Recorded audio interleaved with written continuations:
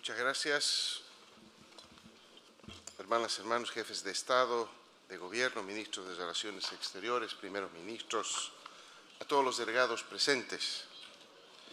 Permítame expresar en nombre del pueblo boliviano y del Gobierno boliviano nuestra profunda gratitud al primer ministro Ralph Gonsalves, a la hermana ministra de Relaciones Exteriores y Comercio Exterior, Kees Alpiters, y sobre todo al hermano pueblo de San Vicente y las Granadinas por su generosa bienvenida. Deseo en primer lugar expresar mi satisfacción y la del pueblo boliviano por el sobresaliente papel que ha desempeñado la CELAC para garantizar que nuestra región continúe siendo una zona de paz. Mientras que en el resto del mundo el orden internacional y el multilateralismo se encuentran en crisis y duramente cuestionados, en América Latina y el Caribe, la CELAC y el CARICOM propiciaron a finales del año pasado un encuentro de alto nivel entre Venezuela y Guyana para que estas naciones, integrantes ambas de esta comunidad, pudieran zanjar sus diferencias a través del diálogo y la concertación, refrendando la histórica declaración de Argyle para el diálogo y la paz. En este sentido, deseamos destacar y felicitar el efectivo accionar de la presidencia pro tempore de la CELAC para acercar a las partes y lograr un diálogo directo al más alto nivel, diálogo que también fue posible gracias al llamado a la paz y a la intermediación del hermano presidente de Brasil, Luis Ignacio Lula da Silva, cuyo liderazgo es un permanente soporte para la estabilidad y el equilibrio regional. Sin embargo, como ya expresamos, no en todos los rincones del planeta el diálogo y el multilateralismo han sido lo suficientemente efectivos para detener el torbellino de la guerra. La crisis del multilateralismo, tal como está hoy, tiene hoy día su máxima expresión en la Franja de Gaza. Ante la impotencia de las Naciones Unidas y de la comunidad internacional, las fuerzas militares de Israel continúan bombardeando indiscriminadamente los centros urbanos, campamentos de refugiados, hospitales, universidades, escuelas, mezquitas, ambulancias y convoyes humanitarias dentro y fuera de Gaza. Ya no se trata tan solo de conflicto con mayor número de mujeres y niños asesinados en la historia reciente de la humanidad. Es también el conflicto que ha cobrado mayor número de vidas de reporteros, periodistas, personal de salud, de defensa civil y trabajadores de agencias humanitarias, en particular a las afiliadas a la ONU. En total, ya son más de 100.000 víctimas las que arroja el impune accionar militar de Israel, entre personas asesinadas, heridas o desaparecidas en medio de los escombros. A ello hay que sumar la trágica cifra de 1.800.000 desplazados internos, la mitad de ellos niños. Ante esta barbarie, el principal ente rector de las relaciones internacionales en el planeta se ve imposibilitado de responder al clamor de la comunidad internacional y detener el conflicto, solo por la insensata y reiterada negativa de un integrante del Consejo de Seguridad. En este contexto, y en atención a los propósitos y principios de la Carta de las Naciones Unidas y a la Declaración Universal de los Derechos Humanos, nuestro país se vio en la obligación moral de romper relaciones diplomáticas con el Estado de Israel. Bolivia es una nación pacifista que por mandato constitucional promueve la cultura de la paz y el derecho a la paz. Y no podíamos, por tanto, permanecer indiferentes y mucho menos ser cómplice ante semejante atrocidad. Abogamos para que la comunidad internacional y el Consejo de Seguridad de Naciones Unidas redoblen sus esfuerzos para promover un cese de fuego inmediato en Gaza y demandamos una solución definitiva al conflicto israel-palestino, basada en una solución de dos estados, que permita a Palestina el ejercicio del derecho a la libre determinación como Estado, independiente y soberano, con Jerusalén Oriental como su capital, basada en las fronteras anteriores a 1967. En el ámbito regional, existen también situaciones que demandan nuestra atención como comunidad y motivan nuestro más firme rechazo. Tal es el caso de la nueva ola injerencista que azota a la región. En el momento de mayor tensión entre Venezuela y Guyana, Washington anunció la realización de ejercicios militares aéreos junto a las fuerzas de defensa de Guyana. Por su parte, el Reino Unido, a pocos días de haber sido refrendada la declaración de Argylle, despachó irresponsablemente e injustificadamente al buque de guerra HMS Trent a las costas de Guyana. Desde Bolivia rechazamos enérgicamente este tipo de acciones, que solo pueden definirse como actos de provocación que buscan quebrantar la paz que hemos instaurado en la región.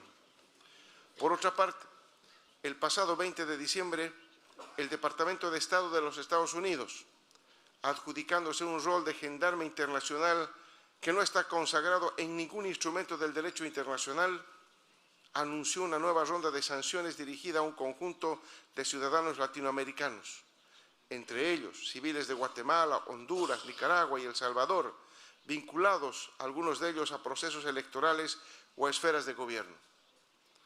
Este conjunto de sanciones se suma al ya amplio repertorio de medidas coercitivas unilaterales que pesan sobre Cuba, Venezuela y Nicaragua. Y no podemos dejar de mencionar las declaraciones de la jefe del Comando Sur sobre los intereses geopolíticos de los Estados Unidos en el litio, en las tierras raras y en los otros recursos naturales que tenemos en la región. Las sanciones y las medidas coercitivas unilaterales son perversos instrumentos de asfixia económica al margen del derecho internacional y, por lo tanto, violatorios de la Carta de Naciones Unidas. Una zona de paz como la que hemos construido junto a lo largo de estos últimos 10 años no puede convivir más con esta práctica ilegal e ilegítima, cuestionable aún entre Estados en guerra. En virtud de lo expresado, demandamos en esta cumbre, al igual que lo hicimos en el 78 periodo de sesiones de la Asamblea General de Naciones Unidas, proscribir del sistema internacional la implementación de sanciones, embargos, bloqueos y medidas coercitivas unilaterales, ya que las mismas, orientadas por un interés político, socavan derechos humanos fundamentales y limitan el desarrollo de los pueblos. Sin lugar a dudas, la guerra genocida y las sanciones unilaterales son expresiones de un orden internacional injusto, excluyente y antidemocrático.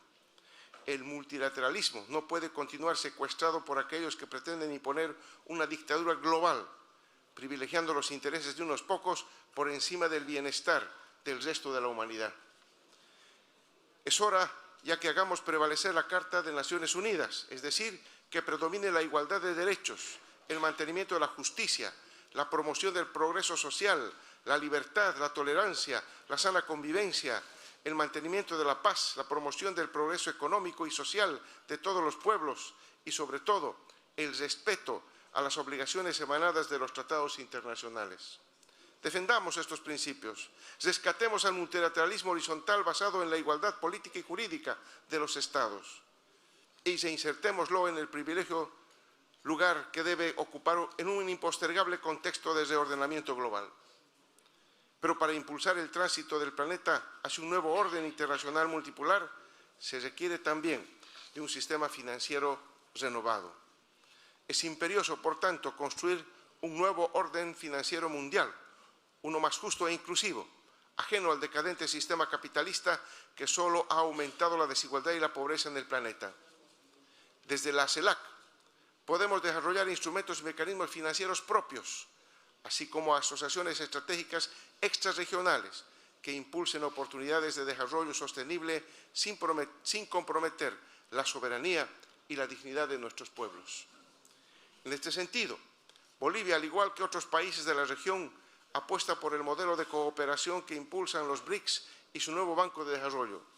Este vigoroso bloque interregional, recientemente robustecido por la incorporación de Egipto, Irán, Emiratos Árabes Unidos, Arabia Saudita y Etiopía, fomentan el intercambio y la cooperación no solo en aspectos estrictamente económicos y financieros, ya que también lo hacen cultura, ciencia, alta tecnología, salud, medio ambiente, deportes y juventudes, sin dejar de lado temas políticos y de seguridad, lo cual es una garantía de desarrollo equitativo y equilibrio mundial.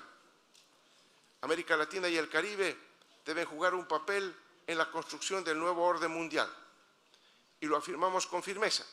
Solo podrá haber multipolaridad mundial si nuestra región tiene y ocupa un lugar activo y efectivo. La CELAC, como espacio de pluralismo político e ideológico y punto de encuentro latinoamericanista, tiene la responsabilidad histórica de avanzar en esa dirección. Lamentablemente, hoy somos testigos de la crisis multidimensional del capitalismo, una crisis que representa la amenaza más grande para la existencia del planeta y, en consecuencia, para la estabilidad y prosperidad de nuestros pueblos. Esta crisis está exacerbando las desigualdades existentes y acrecentando las brechas entre países en vías de desarrollo y aquellos considerados desarrollados, poniendo en peligro los avances logrados en las últimas décadas en materia de desarrollo humano y bienestar social. Hoy día estamos más lejos que cerca de alcanzar los objetivos de desarrollo sostenible y la Agenda 2030. En este contexto, Bolivia hizo un llamado para tomar acciones que restauren el equilibrio en los ríos, los lagos, acuíferos y sistemas de agua vinculados al agua, con base a la sabiduría de nuestros pueblos. Reconocemos la importancia del agua como un elemento indispensable no solamente para la vida de los seres humanos, sino también para la subsistencia de nuestra madre tierra. El garantizar el derecho de agua potable, saneamiento básico, es una prioridad. Desde que asumimos el Gobierno Nacional, ejecutamos 3.353 proyectos en el sector con una inversión superior a los 5.200 millones de bolivianos, logrando incrementar la cobertura de agua del 86 al 87% y de saneamiento de 62 a 64%. La crisis climática afecta a la disponibilidad y a la demanda del agua, así como a la frecuencia e intensidad de las inundaciones y las sequías. La crisis de pérdida de biodiversidad afecta negativamente a las funciones ecosistémicas relacionadas con el agua, y la crisis de la contaminación tiene claras repercusiones sanitarias de nuestras formas y sistemas irracionales de producción y consumo que con urgencia deben ser revisadas y cambiadas. Por ello, en el marco de las Naciones Unidas, Bolivia solicitó el nombramiento de un enviado especial de las Naciones Unidas para el agua al servicio de los Estados, que tenga como misión activar el mecanismo intergubernamental permanente que promueva el manejo, la gestión y la conservación del agua. También estamos conscientes de los graves efectos de la crisis climática, por lo que hemos propuesto constantemente el cumplimiento de las responsabilidades comunes, pero diferenciadas en los Estados. Debemos aprender de nuestros pueblos originarios a preservar y respetar y cuidar la vida en armonía con la naturaleza, porque ha sido precisamente la acción irresponsable del ser humano y del sistema capitalista la que ha llevado a esta profunda y vertiginosa transformación de nuestro medio ambiente, poniendo en riesgo, hoy más que nunca, la existencia de la vida humana. Asimismo, la crisis alimentaria demanda también nuestra urgente y particular atención. Consideramos que ante la crisis alimentaria debemos anteponer urgentemente un programa global de soberanía alimentaria. De esta forma se puede garantizar a los pequeños productores mejores condiciones para la producción, lo que implica el acceso a las semillas, fertilizantes, tecnología, infraestructura, créditos y el acceso a mercados, además de mejores condiciones de vida en las comunidades en plena armonía con la madre tierra.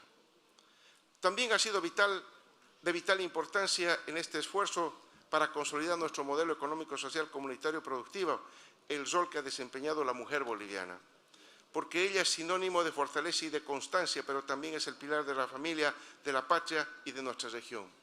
Todos los días aprendemos de ellas, junto a ellas debemos construir una región despatriarcalizada y con más justicia social.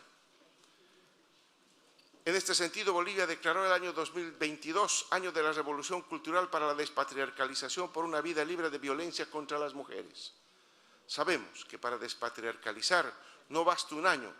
Esta acción es solo una dentro del largo camino para combatir el patriarcado, el sistema más antiguo de opresión, de exclusión consustancial con el capitalismo. Por eso, nuestra revolución democrática y cultural tiene 4 pilares fundamentales: el anticapitalismo, el anticolonialismo, la descolonización y la despatriarcalización. Sabemos que existe un sistema de opresión articulado entre sí y que opera de manera conjunta entre capitalismo y colonialismo y patriarcado. De ahí que es imprescindible articular la lucha anticapitalista con la anticolonial y la antipatriarcal. Es decir, se plantea atacar las causas estructurales en los sistemas de dominación y explotación. Como hemos visto es urgente y necesario pasar de la retórica a la acción. La CELAC está trabajando intensamente en la integración de nuestra América Latina y el Caribe. Sin embargo, en los centros de poder hegemónico persiste el empeño de dividirnos y de hacerse de nuestros recursos naturales. Defendemos este espacio de encuentro de los latinoamericanos y caribeños, independientemente del corte ideológico y político de nuestros gobiernos. Sigamos siendo un ejemplo de pluralismo. El fortalecimiento de la CELAC y de todos los espacios regionales y extrarregionales de integración es la única alternativa que tenemos frente a la guerra, la injerencia extranjera y la pretensión de retornarnos al ya proscrito orden colonial. En este contexto es fundamental fortalecer la institucionalidad de la CELAC para garantizar su eficacia y relevancia en la defensa y promoción del derecho.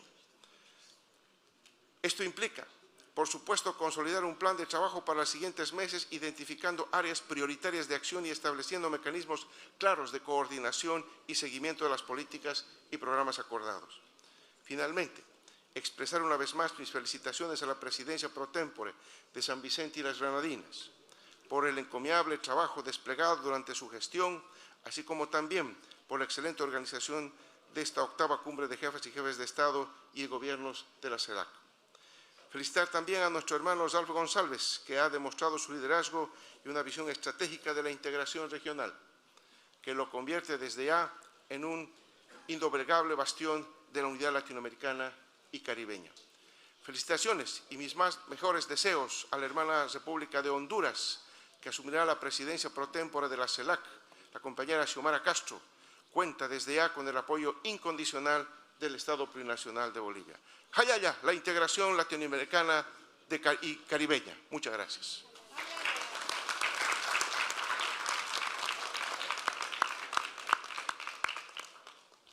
I want to thank my brother Luis Arce of Bolivia for his statement. My dear brother Lula, it's your turn.